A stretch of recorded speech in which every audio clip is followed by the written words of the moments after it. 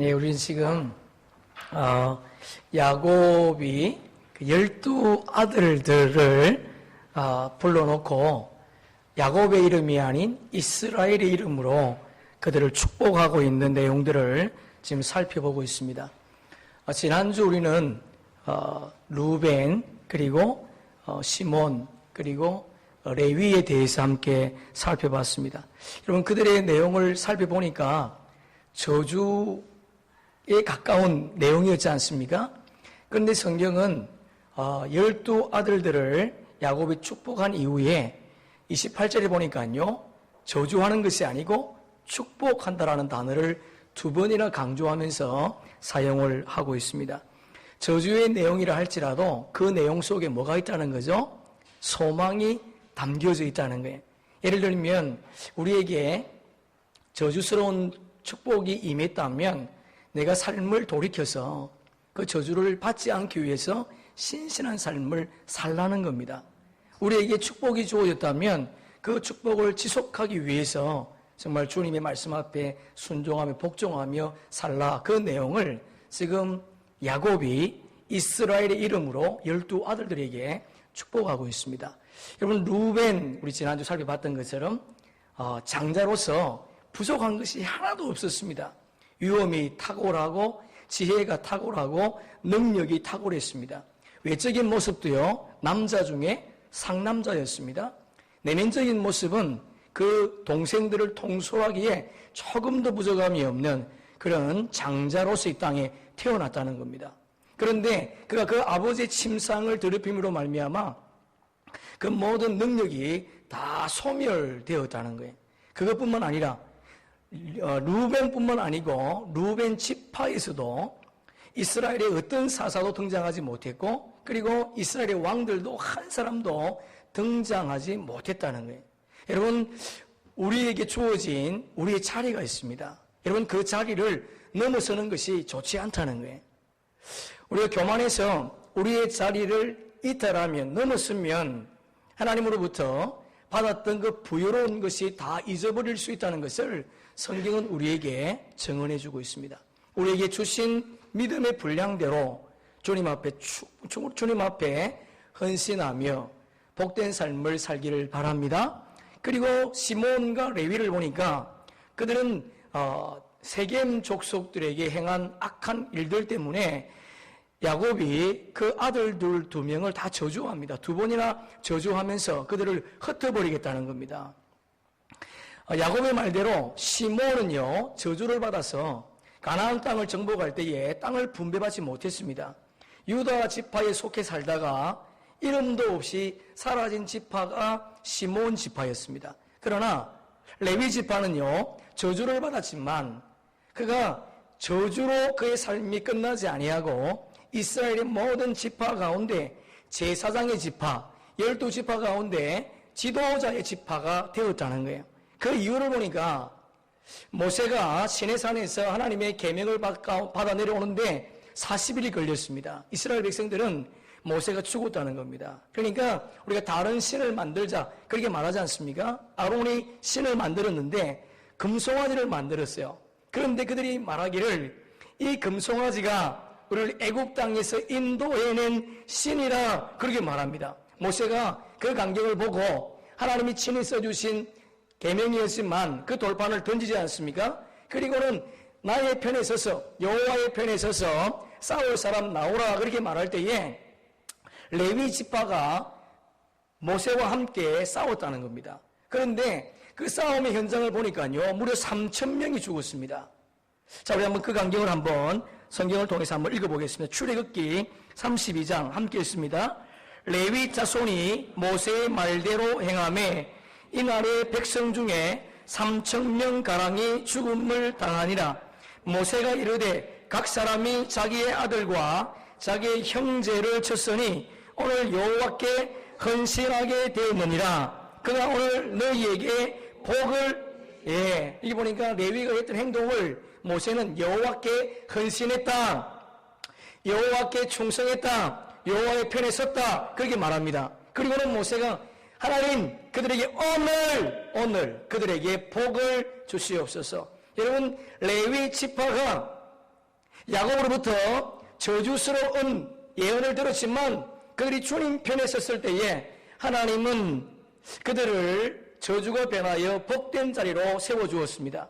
우리가 지난주도 함께 말씀 나눴지만요, 하나님께서 이스라엘 백성들을 430년 동안 애굽에서 살게 하시고 훈련시키신 이유는 그들을 출애굽시켜서 온 세상의 온 민족의 제사장을 삼기를 원했습니다.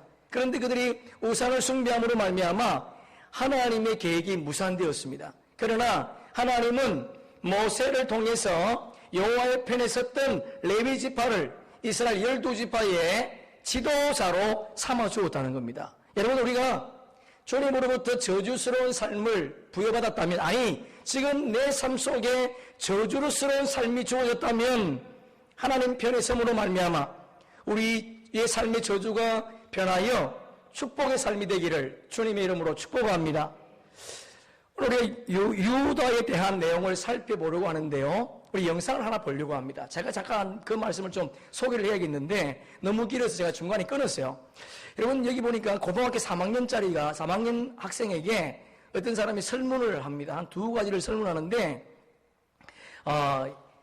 인생에서 가장 하고 싶은 일이 뭔가에 대한 질문을 해요. 그리고 두 번째, 1년의 삶이 남았다면 꿈을 선택할 것인가 아니면 옥을 선택할 것인가, 그것을 묻습니다. 그랬더니 모든 젊은이들이, 학생들이 꿈을 선택하겠다는 겁니다. 옥보다도 남은 인생 1년 꿈을 위해서 살겠습니다, 그렇게 얘기를 합니다. 그때에 그 설문조사를 했던 그분이 그 아이들의 아버지를 찾아가서 똑같은 질문을 했습니다. 당신에게 1년이 주어져 있습니다.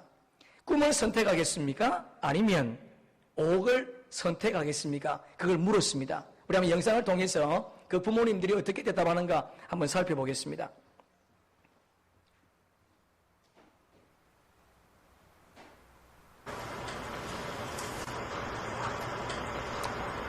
그러니까 제가 하고 싶은 걸 포기하고 5억을 선택하느냐? 지금 같으면 5억을 선택하겠습니다. 결론적으로 돈을 선택해서 주는 게 좋겠죠, 뭐나. 그건 당연히 5억은 가족을 위해서 선택하겠죠. 그 아버님이 지금 장병에 돌아가셨거든요. 고통을 좀 많이 받으셨어요. 금전적인 고통을 많이 받았어요, 식구들이. 제가 한번 아파보니까 주변은 다 피해먹고 가족이 제일 중요하더라고요. 제가 앞으로 한번 일을 더 한다고 해서 현실적으로 5억을 벌어놓고 성빈이한테 기여를 하고 간다는 보장이 있겠습니까? 5억을 선택하면 남겨진 가족들한테는 도움이 될 수 있으니까 저가 하고 싶은 일을 포기할 수 있죠. 그거를 대가로 한다면. 구체적인 얘기를 한다면 아들이 이제 뭐 자기가 생활하는데 뭐 사회생활하는데 기초자금이라도 뭐 될 수 있었으면 좋겠고. 뿐만 아니라 모든 부모들이 똑같은 생각을 갖고 있을 것 같은데요. 그렇죠. 저는 아빠고 가장이니까. 아버지들의 꿈은 아이들의 꿈과는 조금 달랐습니다. 자신의 꿈보다 가족을 가장 먼저, 가장 많이 생각하는 가장이라는 이름의 아버지. 아빠, 사랑해요. 그 곁에 항상 함께하겠습니다. 사랑해요. 아빠 사랑해요. 아빠, 사랑해. 네. 아버지의 마음인데요. 오늘 우리 본문을, 제목을 아버지의 마음으로 정했습니다. 여러분, 그게는 이유가 있습니다. 오늘 우리가 유다를 살펴보면서 그 하나님께서 품고 있는 그 마음이 오늘 우리가 봤던 영상과 똑같다는 겁니다. 여러분, 12지파를 향해서 야곱이 예수 그리스도 이름으로 축복하고 있지만, 저도 저거 보면 참 많이 울었는데 우시는 분이 계시네요. 12 아들들을 축복하면서 유다를 향한 예언과 축복은 달랐습니다. 다른 지파를 향해서 다른 아들들을 향해서 축복할 때에는 그 개인을 위해서 그리고 그 지파를 위해서 축복했습니다. 그러나 유다 지파의 예언은 그들과 달랐습니다. 무엇이 다른가? 여러분, 유다 지파를 향한 야곱의 기도는 유다 개인을 위한 축복일 뿐만 아니라 유다 지파를 위한 축복이었습니다. 한 걸음 더 나아가 여러분, 유다 지파의 예언은 유다 지파의 예언으로 끝나지 않았습니다. 유다 지파를 통해서 이 땅에 오실 예수 그리스도의 예언으로 이어졌다는 겁니다. 할렐루야.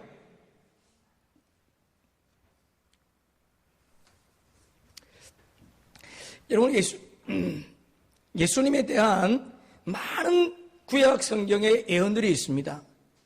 그러나 그 어떤 예언보다도 오늘 우리가 읽었던 이 예언이요, 이 축복이 어떤 예언보다도 구체적이고 그리고 확실한 내용을 담고 있다는 겁니다. 여러분 생각해 보세요. 야곱은 12아들 가운데 요셉을 사랑했습니다. 만약에 야곱이 그가 지금 하고 있는 축복의 내용을 계획했다든지 그리고 그 계획을, 그 축복의 내용을 알고 있었다면 이 예언을 누구에게 하고 싶었겠습니까? 당연히 야곱이 이것을 계획했고 이 내용을 알았다면요, 유다에게 하지 않습니다. 자기가 가장 사랑했던 누구에게? 요셉에게 해주고 싶은 축복이었습니다. 그러나 야곱은 그것을 계획하지도 않았고 그리고 자기가 지금 빌고 있는 예언을 전혀 몰랐다는 겁니다. 야곱은 노년에 영적인 눈이 열렸습니다. 그리고 영적인 눈이 열린 그 상태에서 자기의 아들들을 주님이 주시는 무한한 은혜를 통해서 그들을 지금 축복하고 있다는 겁니다. 여러분, 오늘 본문 속에서 우리는 유다에 대한 예언을 이 땅에 오실 메시아가 어떤 분인지 그리고 그분이 이 땅에 오셔서 당신을 믿는 주의 백성들에게 무엇을 해주고 싶어 하는지 그것을 우리가 한번 살펴보려고 합니다. 자, 우리 본문 이런 8절 보세요. 우리 8절 함께 다시 한번 읽어보겠습니다. 시작. 유다야, 너는 내 형제의 찬송이 될지라. 내 손이 내 원수의 목을 잡을 것이요 내 아버지의 아들들이 내 앞에 절하리로다. 유다를 찬송이라 그렇게 말합니다. 여러분, 유다의 이름의 뜻이 찬송이었습니다. 창세기 29장 35절에 보면 레아가 그 아들을 낳습니다. 유다는 넷째 아들입니다. 레아의 넷째 아들인데 그 아들을 낳고 이름을 이렇게 지었습니다. 여호와를 찬송하리로다 하고 이로 말미암아 그가 그의 이름을 유다라 하였고, 여러분, 유다의 이름의 뜻은 찬송이라는 뜻을 가지고 있다는 겁니다. 우리가 유대인이라는 말을 듣지 않습니까? 유대인이라고 말하지 않습니까? 유대인이라는 것은 유다 집안의 사람들이라는 뜻입니다. 그러니까 유대인은요, 유다를 통해서 나온 말이에요. 오늘 본문에 보니까 유다의 집안들, 그러니까 유다의 집안들, 유다의 지파들 앞에서 모두가 다 무릎을 꿇을 것이라 그렇게 말합니다. 우리가 알고 있는 것처럼 이스라엘 초대 왕은 베냐민 지파의 사울 왕이었습니다. 하나님은 그의 교만함을 보시고 그를 버리셨습니다. 그리고 두 번째 왕이 다윗의 지파의 후손으로 온 누구죠? 솔로몬이었습니다. 다윗이었습니다. 그리고 다윗을 통해서 그 아들 솔로몬이 왕이 되었습니다. 그 두 사람 다 유다 지파의 사람들이었지 않습니까? 유다 지파를 통해서 다윗과 솔로몬을 통해서 이스라엘 나라가 가장 강성한 나라가 되었다는 겁니다. 그래서 여러분, 야곱의 1차적인 축복이 다윗과 솔로몬을 통해서 성취되었다는 겁니다. 그리고 이어서 그 유대 지파의 후손으로 오실 메시아를 통해서 그 일이 계속 이어질 것이라 그렇게 말합니다. 여러분, 10절 잠깐 보세요. 10절 거기 보니 끝부분에 모든 백성이 복종하리로다 그러지 않습니까? 그러니까 여러분, 지금 8절에서는 유다 지파의 사람들이 그 앞에 절할 것이라 그렇게 말했는데 지금은 모든 백성이 복종할 것이라 그렇게 말합니다. 그러니까 유다 지파를 통해서 다윗과 솔로몬을 통해서 유다 지파의 왕들이 계속 이어질 것이고, 그리고 다윗의 후손인 메시아인 예수님을 통해서 그 사역이 지속될 거라는 겁니다. 그러니까 오늘 본문은 유다 지파의 예언도 되지만 이 땅에 유다 지파의 후손으로 오실 메시아에 대한 예언이 더 많이 강조되어 있다는 거예요. 자, 우리 본문을 통해서 그 메시아가 이 땅에 오신 목적과 그리고 그를 믿는 주의 백성들에게 무엇을 해주기를 원하시는지 그것을 우리 한번 살펴보려고 합니다. 여러분 9절 보세요. 자, 우리 9절 함께 읽습니다. 시작. 유다는 사자 새끼로다. 내 아들아, 너는 움킨 것을 찢고 올라갔도다. 그가 엎드리고 웅크림이 수사자 같고 암사자 같으니 누가 그를 범할 수 있으랴. 이게 보니까 사자가 등장하는데요, 세 종류의 사자가 등장합니다. 본문을 보세요. 이게 보니까 사자 새끼, 그리고 수사자, 그리고 암사자 이렇게 등장합니다. 여러분, 사자 새끼는요, 사자 새끼를 의미하는 것이 아니고 젊은 사자를 의미합니다. 그 젊은 사자가 무엇을 하고 있습니까? 보니까 너는 움킨 것을 찢고 올라갔도다 그렇게 되어 있습니다. 그죠? 움킨 것을 찢고 올라갔다는 거예요. 무슨 말인가 하면 사자가 먹이를 사냥해서 그것을 먹고 산으로 올라갔다는 겁니다. 바꿔 말하면 예수님께서 이 땅 하늘에서 하늘 영광을 버리시고 이 땅에 오셔서 사단을 멸하시고 하나님 나라에 올라가셨다는 겁니다. 할렐루야. 여러분, 주님께서 이 땅에 오셔서 사단의 권세를 멸하시고 부활하심으로 하나님 나라에 승천하셨다는 거예요. 창세기 3장 15절 우리 함께 읽어보겠습니다. 내가 너로 여자와 원수가 되게 하고 내 후손도 여자의 후손과 원수가 되게 하리니 여자의 후손은 내 머리를 상하게 할 것이요 너는 그의 발꿈치를 상하게 할 것이니라 하시고, 여자의 후손이 누굽니까? 이 땅에 오실 예수 그리스도를 의미합니다. 여자의 후손이 어떻게 한다는 거예요? 사단의 머리를 상하게 한다는 겁니다. 사단의 머리를 꺾어버리겠다는 겁니다.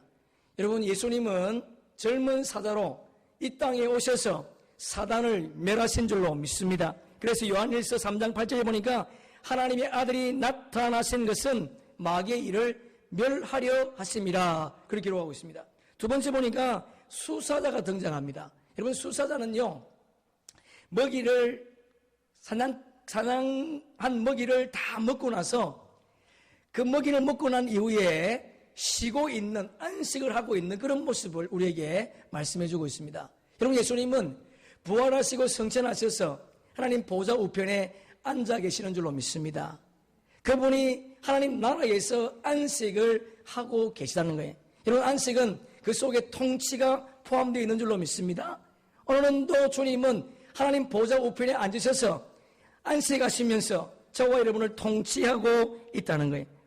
그래서 요한계시록 3장 21절에 보니까 이기는 그에게는 내가 내 보좌에 함께 앉게 하여 주기를 내가 이기고 아버지 보좌에 함께 앉을 것과 같이 하리라. 여러분, 저와 여러분이 예수님이 이 땅에 오셔서 사단을 멸하시고 이겼었던 것처럼 우리도 예수 이름으로 멸하면, 예수 이름 명령하면 어떤 사단도 떠나갈 줄로 믿습니다.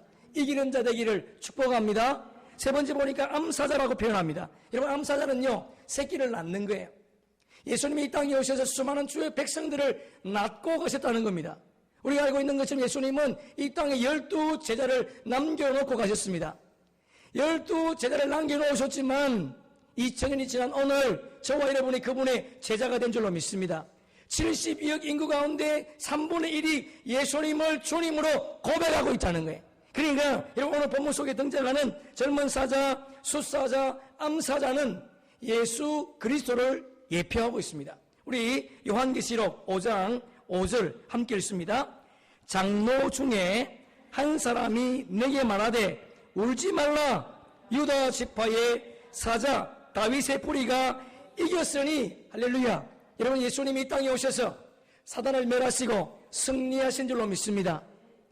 그래서 우리가 그분을 의지하고 그분을 믿고 있는 거예요. 그리고 두 번째 봅시다. 우리 10절, 이런 본문으로 10절 말씀 우리 함께 읽습니다. 시작. 규가 유다를 떠나지 아니하며 통치자의 지팡이가 그발 사이에서 떠나지 아니하시기를 실로가 오시기까지 이르리니 그에게 모든 백성이 복종하리로다. 이런 규라는 것은 왕이 가지고 있는 지팡이입니다. 왕이 들고 있는 통치를 상징하는 지팡이, 작은 지팡이에요.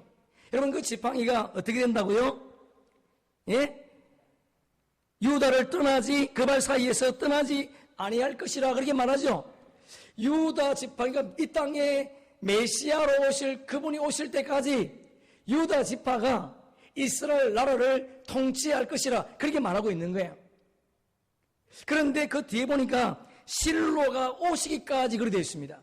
실로가 오시기까지 유다 지파의 사람들이 이스라엘 나라를 다스릴 것이라 그렇게 말해요. 그 실로가 오시기까지, 이게 중요합니다. 여러분, 실로는 우리가 알고 있는 것처럼 이스라엘 백성들이 광야 40년을 지나고 가나안 땅을 정복한 이후에 성막을 제일 먼저 설치한 곳이 실로였습니다.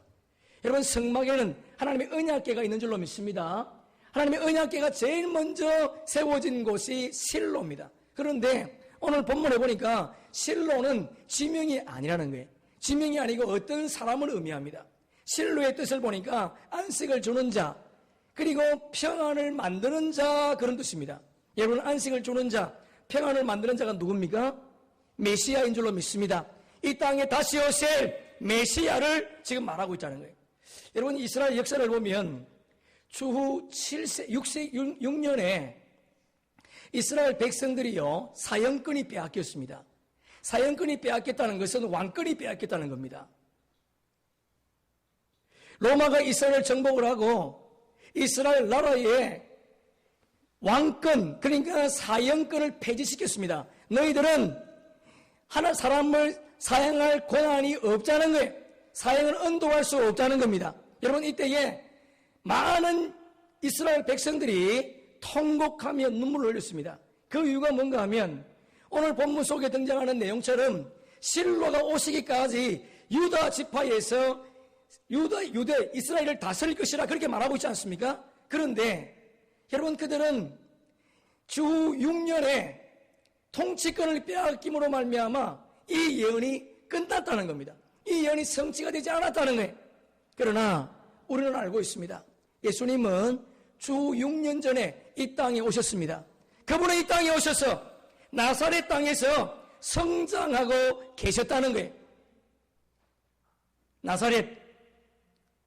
여러분, 우리가 알고 있듯이 빌립이 나다나엘에게 예수님을 소개하지 않습니까? 예수님은 유다의 야곱의 나사렛에서 성장했다, 그렇게 말합니다. 그때에 나다나엘이 나사렛에서 무슨 선한 것이 나겠느냐, 그렇게 말해요.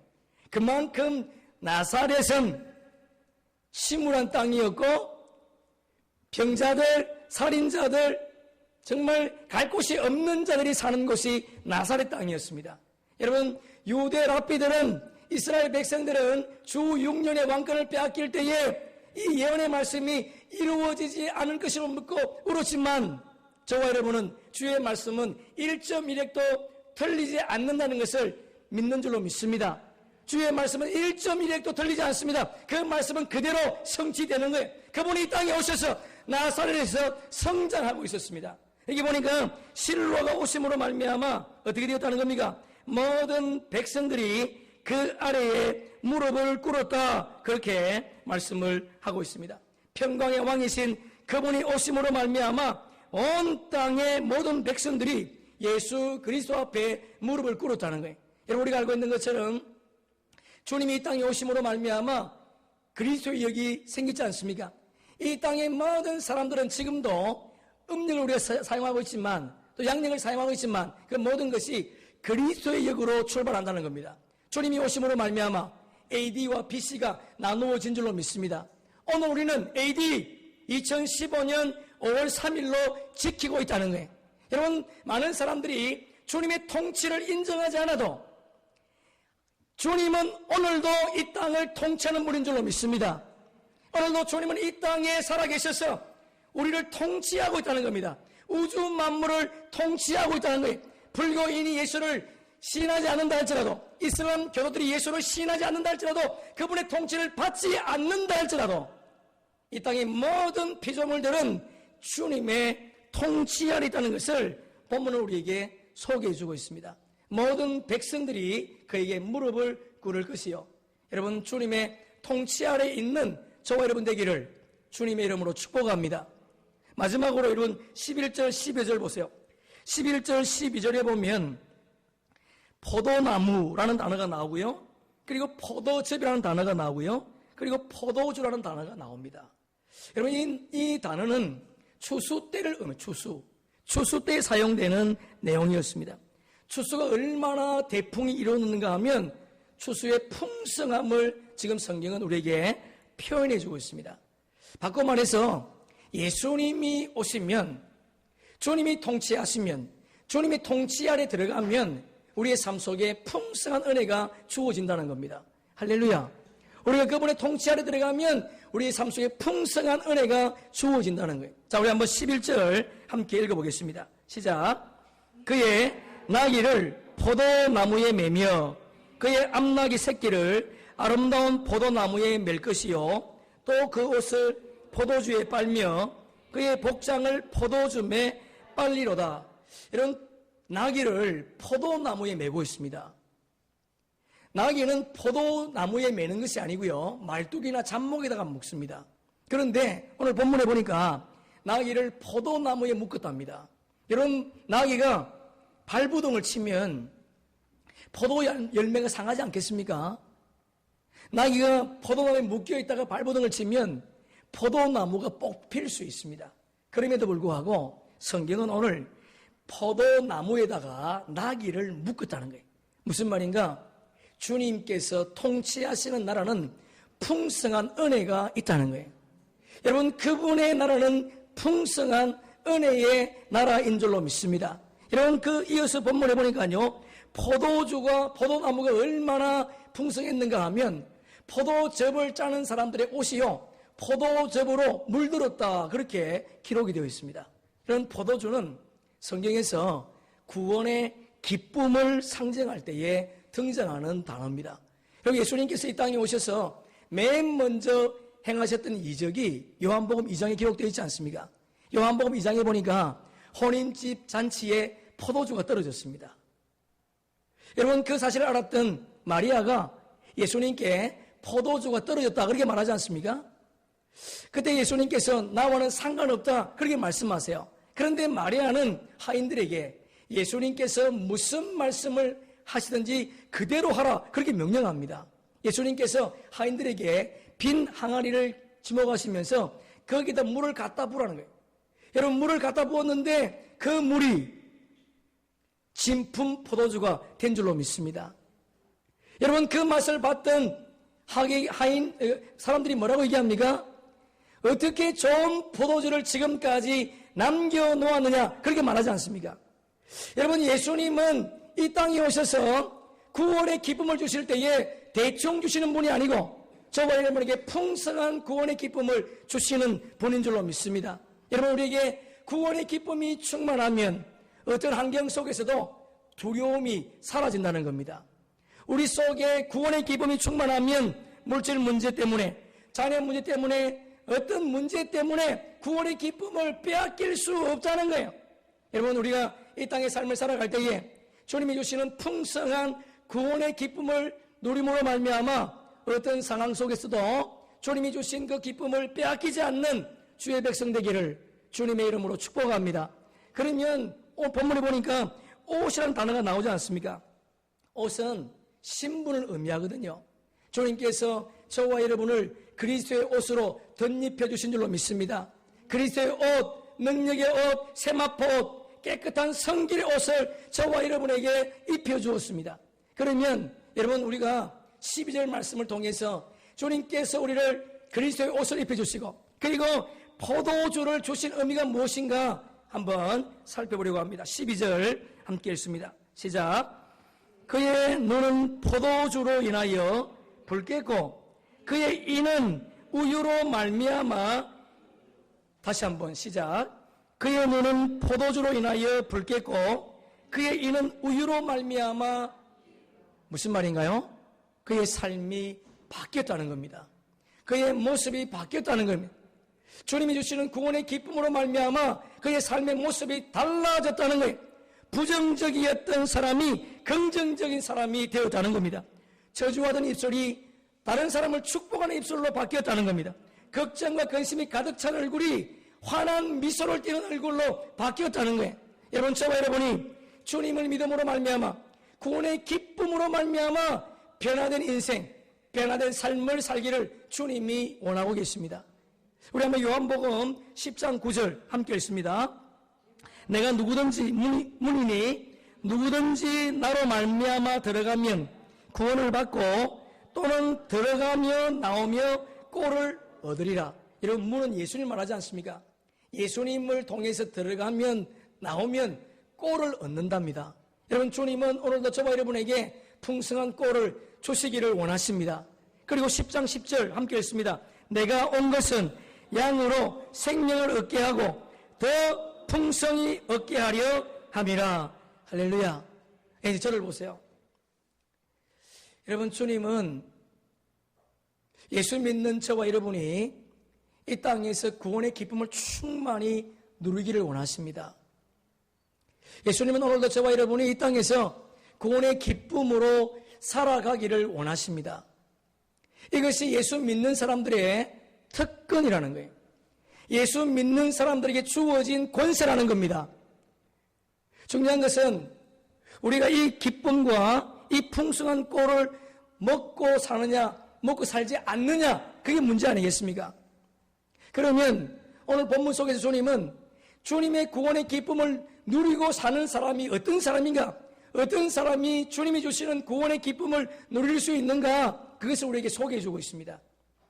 여러분, 10절 마지막 부분에 이런 구절이 있지 않습니까? 그에게 모든 백성이 복종하리로다. 할렐루야. 여러분, 저와 여러분이 주님의 통치 아래 들어가면 주께서 저와 여러분에게 풍성한 꼴을 주실 줄로 믿습니다. 저와 여러분이 주님의 통치 아래 들어가면 풍성한 생명을 주시겠다는 거예요. 여러분, 이것이 예수 믿는 사람들의 특권이요, 예수 믿는 사람들의 권세라는 겁니다.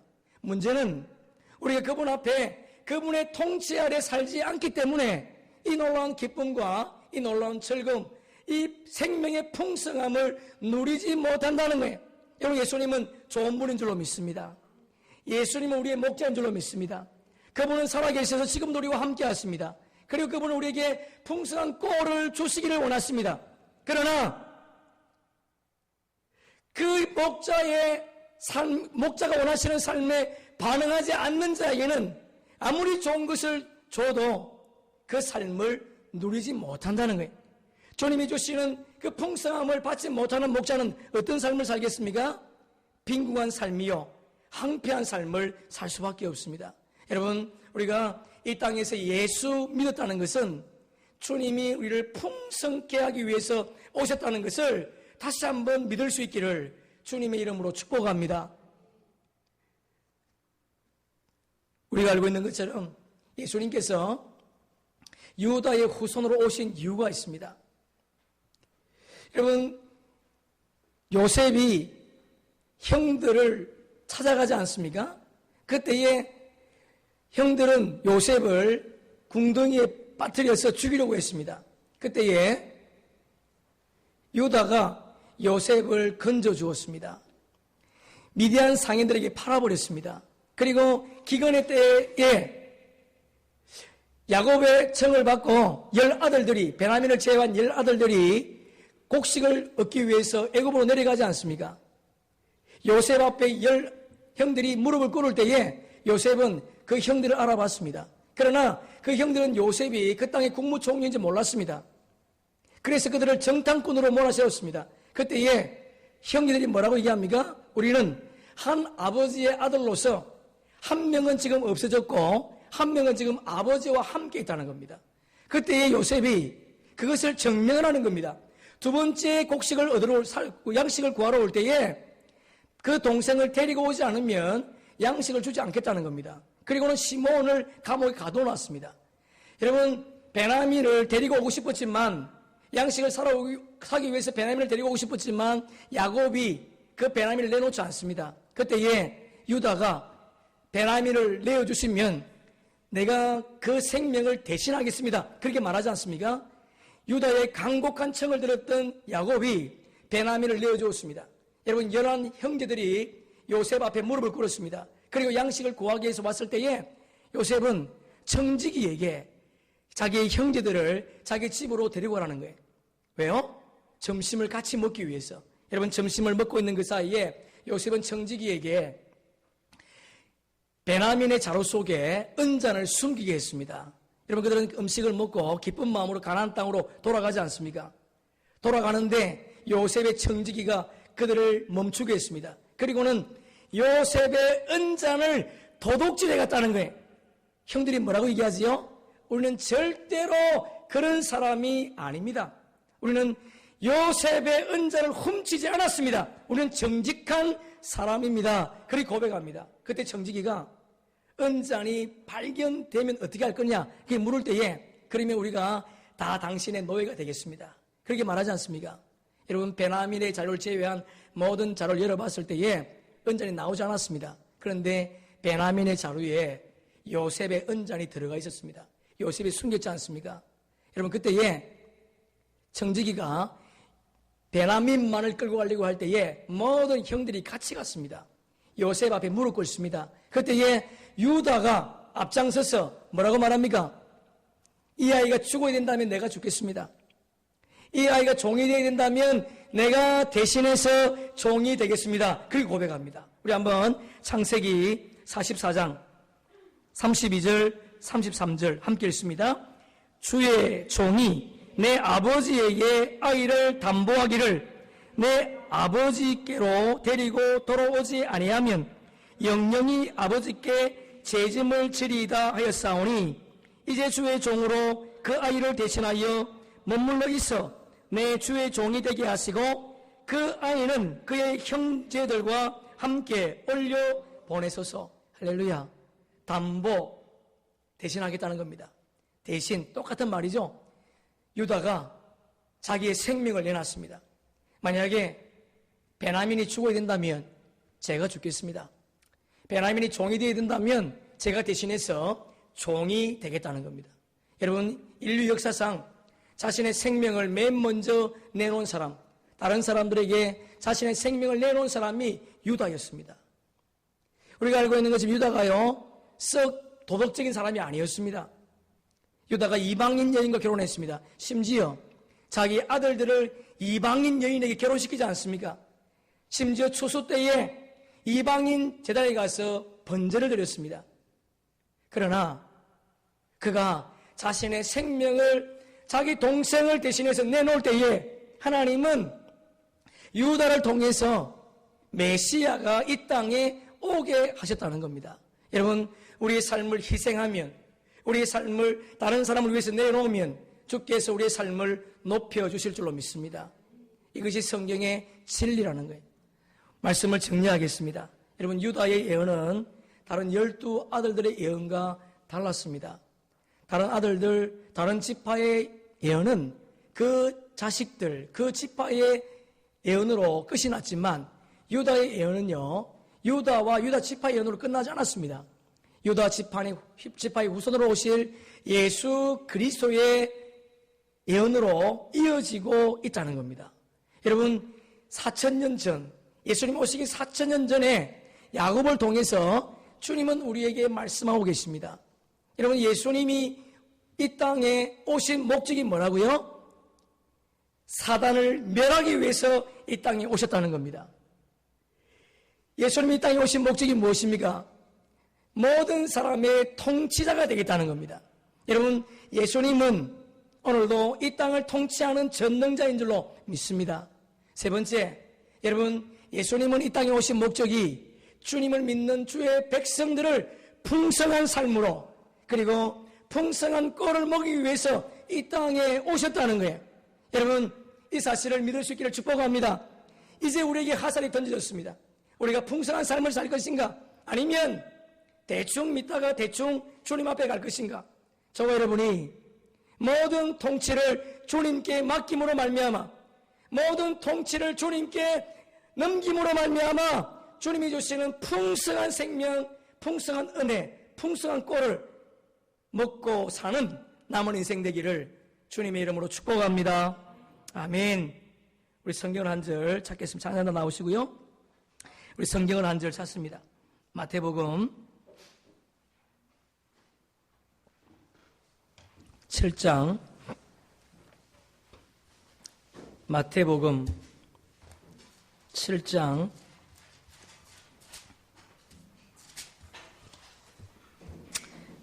7장 9절 우리 11절까지 보겠습니다. 마태복음 7장 9절로 11절 함께 읽습니다. 너희 중에 누가 아들이 떡을 달라 하는데 돌을 주며 생선을 달라 하는데 뱀을 줄 사람이 있겠느냐? 너희가 악한 자라도 좋은 것으로 자식에게 줄 줄 알면 하물며 하늘에 계신 너희 아버지께서 구하는 자에게 좋은 것을 할렐루야. 우리가 영상을 봤습니다. 영상을 통해서 우리에게 주시는 메시지가 뭐였습니까? 아버지도 남은 1년, 그 1년과 5억을 바꾸었습니다. 육신의 아버지도 자식의 미래를 위해서 자신의 1년을 포기했습니다. 그리고 5억을 선택해서 그 자식들에게 물려주고 싶다는 거예요. 여러분, 오늘 본문에도 보니까요, 성경은 우리를 악한 자라 그렇게 말합니다.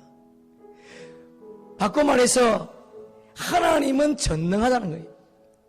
하나님은 좋은 것을 주시기 원한다는 겁니다. 그분은 우리를 풍성한 꼴이 있는 곳으로 데리고 가기를 원하십니다. 풍성한 생명이 있는 곳으로 우리를 인도하기를 원하신다는 거예요. 사람도 자식이 좋은 것 주는데 하물며 전능하신 그분, 좋으신 목자이신 그분, 좋은 목자이신 그분이 우리를 영원한 생명으로 풍성한 꼴을 주지 않겠느냐? 주님 그렇게 말씀하고 있습니다. 여러분, 우리 구합시다. 그분에게 생명의 꼴을 달라고, 그리고 풍성한 삶을 이 땅에서 살 수 있도록 도와달라고 우리 그렇게 주님 앞에 구하며, 그리고 풍성한 꼴을 먹고 마시며 남은 인생을 살아가는 저와 여러분 되기를 주님의 이름으로 축복합니다.